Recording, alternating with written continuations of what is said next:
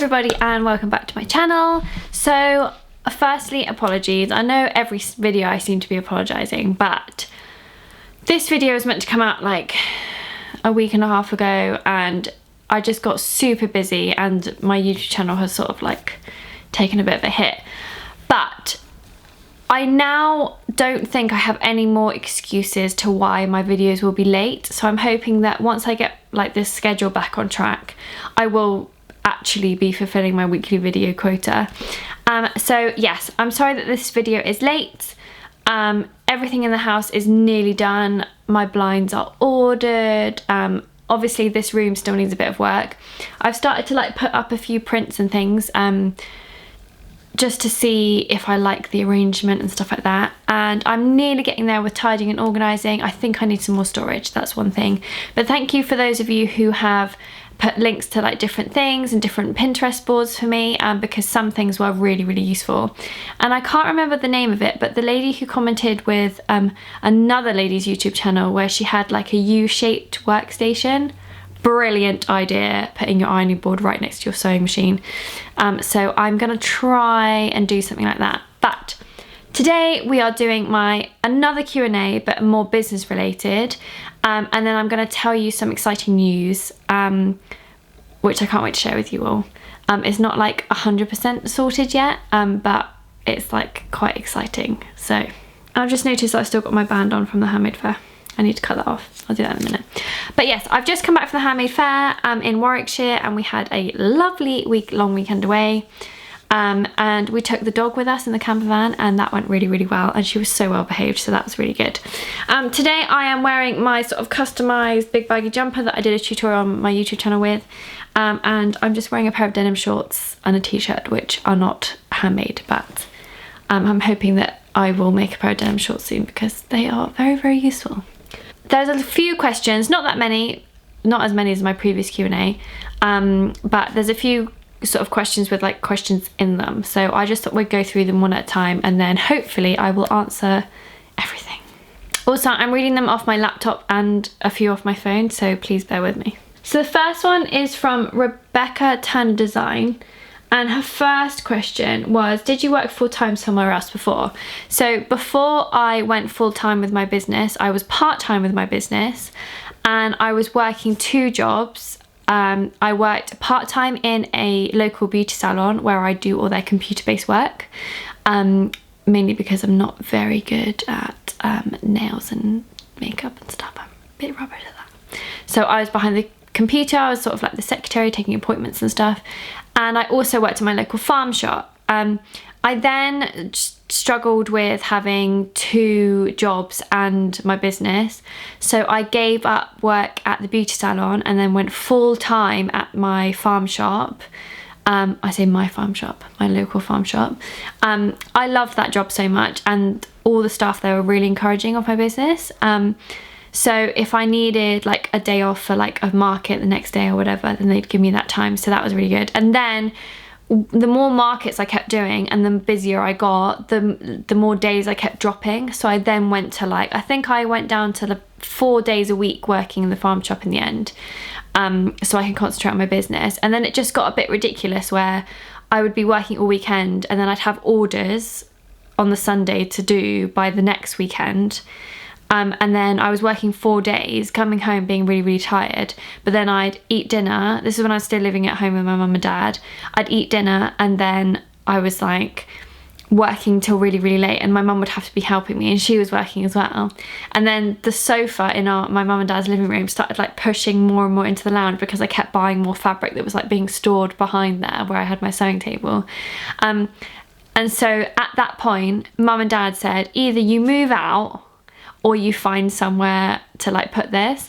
So before me and my boyfriend got a house, I'd rented a workshop, again on a farm. It was like one of those like big sort of office complexes, all in like old cow sheds that had been converted. It was so beautiful, and there was loads of like other designer makers down there and like furniture restorers, and I loved it. So I basically started renting there. I gave up my job at the farm shop, which I was really sad about, And then I took this massive leap into starting up my business full time, and that was in 2011. So that was quite a long time ago now, December 2011. So yeah, I reckon it was like a year of working, building up my business and doing markets and stuff, really small based stuff, and working on the side. And then I went full time with my business. So I did it really, really slowly. So I know that's not really that helpful to a lot of you who just want to take the plunge, but it was the right thing for me at the time, where I was low on funding and I needed to like see if it was going to take off before I did anything drastic. So it worked for me, but yeah, it did take a year of working part-time, building up before I went full-time with my business. How did you make the jump into running your own business? This girl, Rebecca Turner, said she's thinking of doing the same thing, but wondering if you should phase workout slowly or take the plunge. So I think I've sort of answered that. If you work from home, how do you find motivation to work? Do you have a routine? I try. It is the hardest thing. So when I had my unit and I finally took the plunge to sort of open full time, it was like quite a hard adjustment, but because I was driving to the unit in the morning and then I was there and I took my packed lunch with me, because there wasn't like a kitchen or anything. I just had like a kettle plugged in on the side and a little bathroom where I could wash up my cups. So I'd always take a packed lunch with me. So I was basically in the shop from 9 till 5:30 every day. So it was like a good way of like taking myself out of the home environment and then setting a schedule. So I used to actually work really, really well in the unit.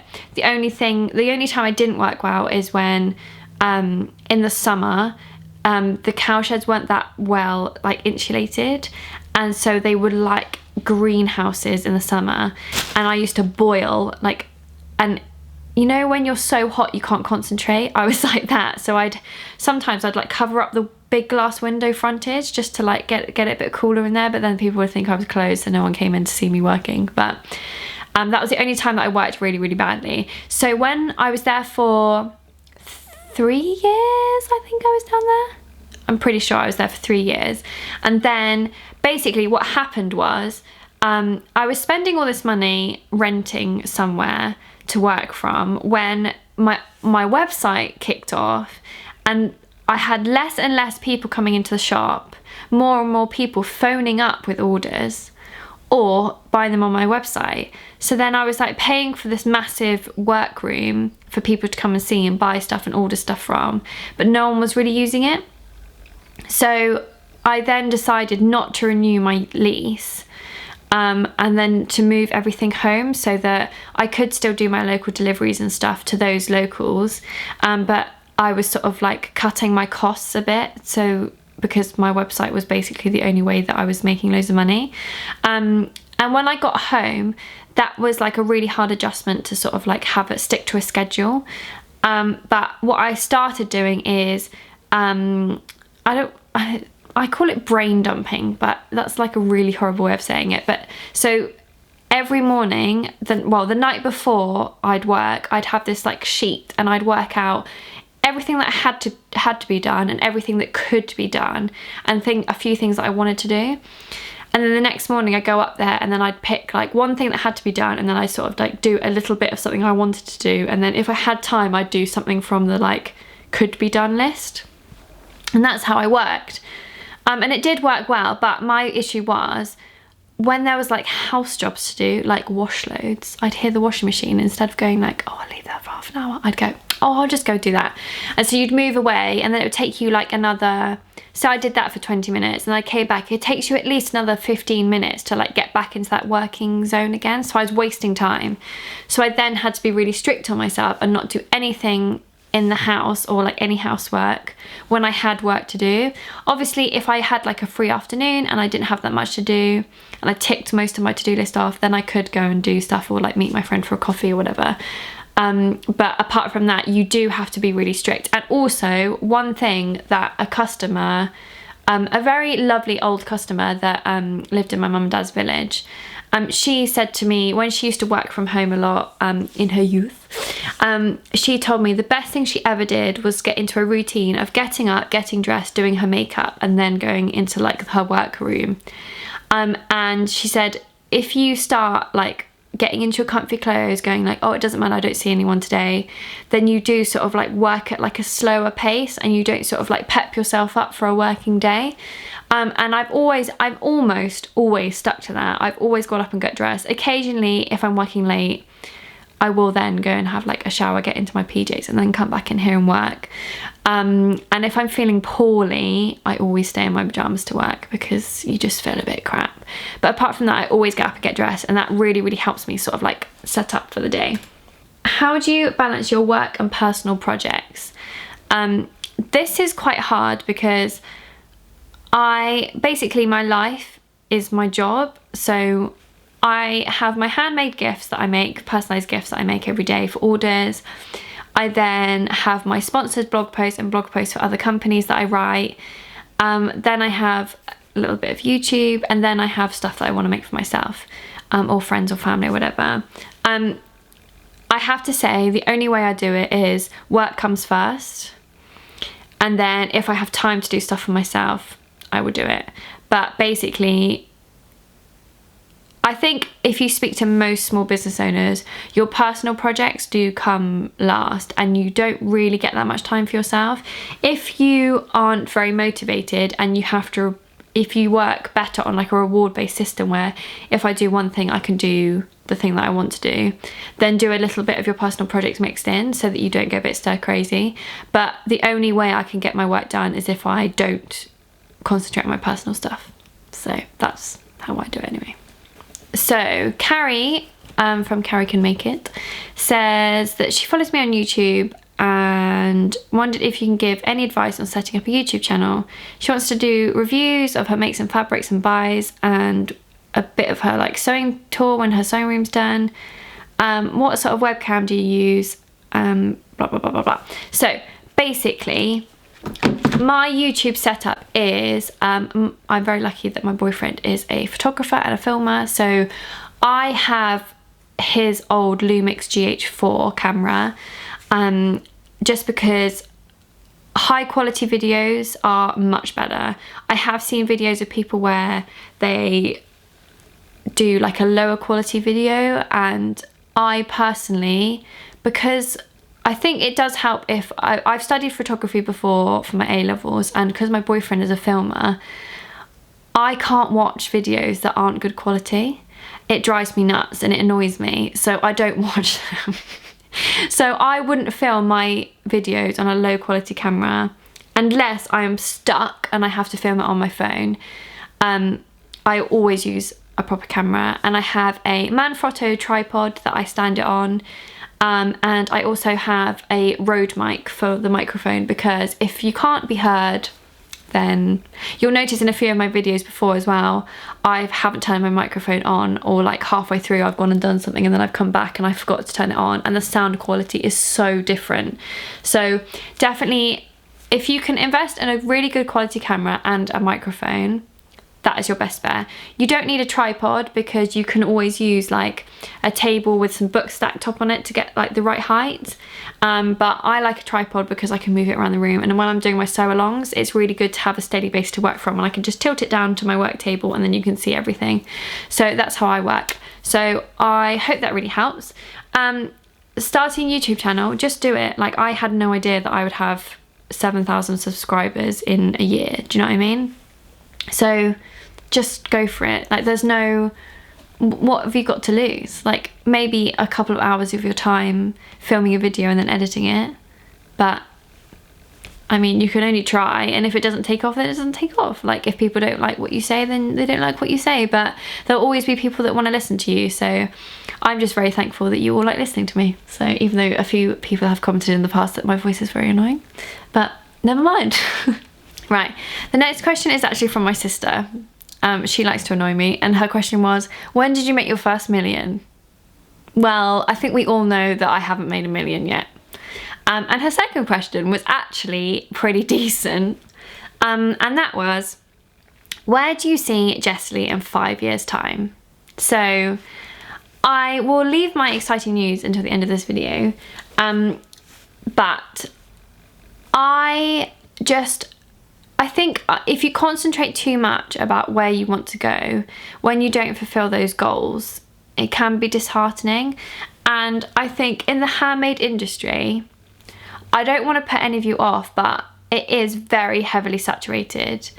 And every angle there is like 10 people competing with you. And over the past couple of years, I have struggled with that. Just because handmade and crafting is so popular now, it's so accessible that if you want to start your business, then you can. And it's so easy to start a business now. And I'm all for encouraging you to start your business. I just feel that I just go with the flow. And if I'm needed for that and I'm making more money doing that, and that's where my time should be going, then I will put my time into that.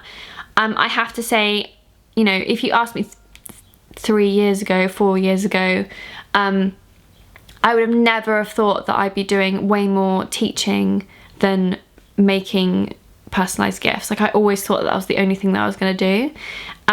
But when you start being requested for something and you're asked for a certain thing, that's when you have to click, this is what I should be doing. So obviously I'm still doing personalized gifts, but I am moving in like a different direction with my tutoring, just because you wouldn't believe how many emails I get from people asking. I don't want to sound big-headed, but I have to really plan my time out. And it is hard for me to teach people now because I'm driving around like a headless chicken, and I don't have the time to sit in my car all day because I've got stuff to do in my workroom. So I mean, I've got a lovely lady that's local to me who is actually coming here to the studio this week for a lesson. And I don't really like doing that. But it's one of those necessity things where this was the only way that we were really going to see each other. But I have got some stuff in the pipeline that I'll talk to you about at the end of this video, which is very exciting. So the next 5 years, fingers crossed, will be very busy. Okay, so the next questions are from someone called Romy Kate.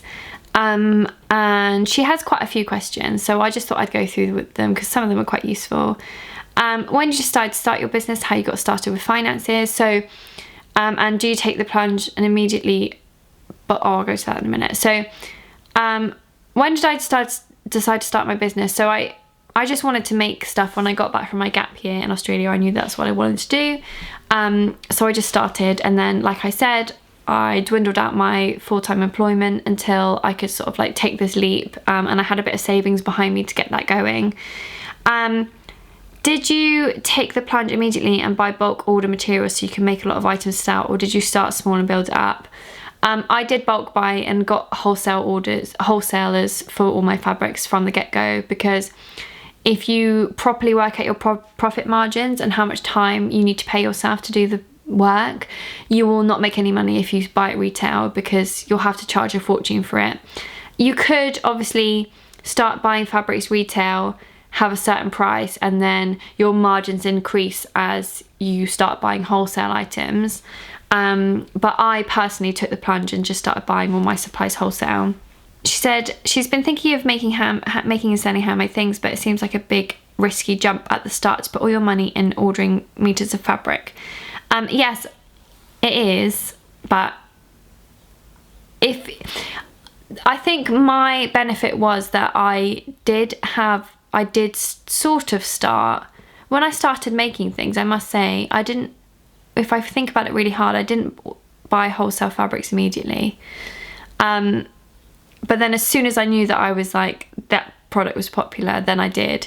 So when I went full time, I didn't buy anything but wholesale. But I guess when I was working part time, I just used to order stuff online when I needed it. So yeah, I don't know if that was a helpful answer, but you get what I mean. Also wondering about legal things like insurance, safety regulations. I'm sure it's more complicated than it seems. So if you sell at markets, you need public liability insurance. You also might want to have contents insurance, because if you have loads of product or loads of stock made up, say you work from home, you have loads of stock made up and then you had a house fire, well, if all that stock wasn't on your insurance, on your home insurance, then you're not covered. So I personally have like a work from home insurance, which covers me for all my workroom stuff in this room. So they know it's in my own house, but it's separate to my home insurance. So I can add stuff like my machines to that, my stock, my supplies, any ready-made products that I should get back money. It also covers me for stock in transit. So I don't know, say I had a horrific crash and I was fine, but my car, I don't know, set on fire and all my stock and supplies got burnt, I would be covered to get that money back. So you've got to think long and hard about like the worst case scenarios. And then again, markets, public liability insurance. Most markets now won't accept you if you don't have public liability insurance. And my work from home cover, I could add that. So it's just about phoning around different insurers and asking what cover they can give you. But if you can get one where it's all combined, easy, because then you have one payment once a year and it's just done. But yeah, you definitely need public liability insurance. That is number one. Did you do any market research or plan where or how much stuff you would sell to start with? Or did you not really have an idea at first about how much you would realistically sell? I think I did do some market research, and also the way that I found out is that I used to make really small batches of things to show off what I could do.